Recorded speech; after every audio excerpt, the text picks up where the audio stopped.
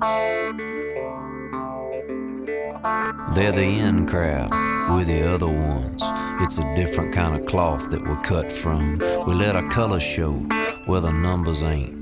We're the paint where there ain't supposed to be paint. That's who we are. Hey, I'm Kempus with Big JT Smokin BBQ. Here we are again on another long road trip in Dillard, Georgia at the Professional Barbecue Contest. You know, we're out here on the road competing and cooking all the time. We get emails and texts and phone calls from friends and family back home. People wanting to know some tips on how to become a better barbecue cook. So we thought we'd take the time in this video to introduce some common questions that we get and answer them so you guys can take those tips and step up your game and become king of the smokers there at home. Where do you get your meat from? Hey, that's a good question. You know, no matter where we go, we always look for the quality products from Smithfield. I was at my buddy's house and his dad boiled his ribs before he grilled them. Is that what you guys do? In all seriousness, there's no reason to boil ribs or any other type of meat for tenderness or flavor. All that really happens there is that you're boiling out and rendering the fat in the pot, and then all that flavor and moisture stays in the water. So if you just put your ribs or whatever else you're cooking on the grill or on the smoker, let that slowly cook, and as that fat renders out, the meat will get tender just fine, and it'll be a much better flavor in the end. Hey Jimmy, if I were to smoke ribs, what temperature should I smoke them No at? matter what meat you're cooking, a wide range of temperatures are acceptable. I'm sure you've heard of low and slow, and the counterpart, hot and fast. The lower you cook, the longer you have to cook it. The hotter you cook, the shorter you can cook it. It's all about breaking down the internal fats and collagen. What kind of wood should I use to smoke? Another question that's common, and again, there's really no right answer or wrong answer. It's about personal preference. Fruit woods like grape or cherry or apple are going to give you a mild, sweet smoke, whereas like a mesquite is going to give you a really strong smoke. So oak, pecan, and hickory are very common in the barbecue world and give you a really good general middle of the road all around good smoke and flavor. Hey, what about grilling?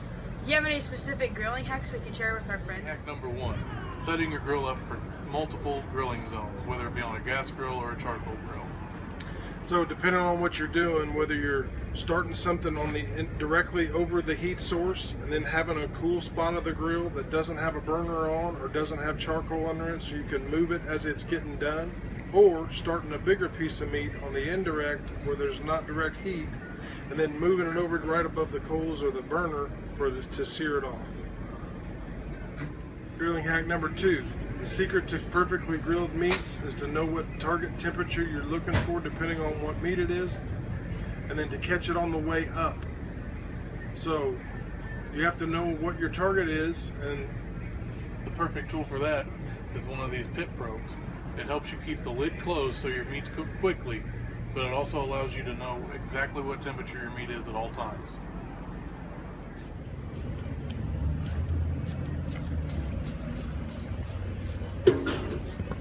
Hack number three, when your meat's coming up to temperature, you want to catch it just before it's done.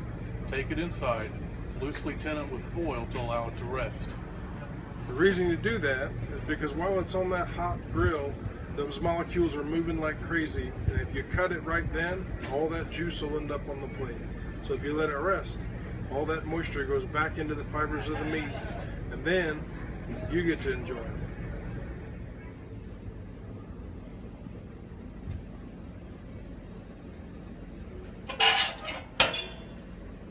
I know we're only supposed to do 3 grilling hacks, but this is safety first.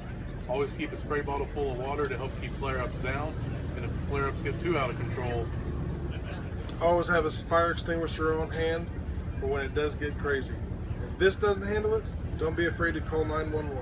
So from us here at Big JT Smokin BBQ, thanks for watching our video. Get out there and start cooking. and for more tips, go to ribrivalry.com, and remember, we'll see you in the pits. I want me some barbecue. I want me some barbecue.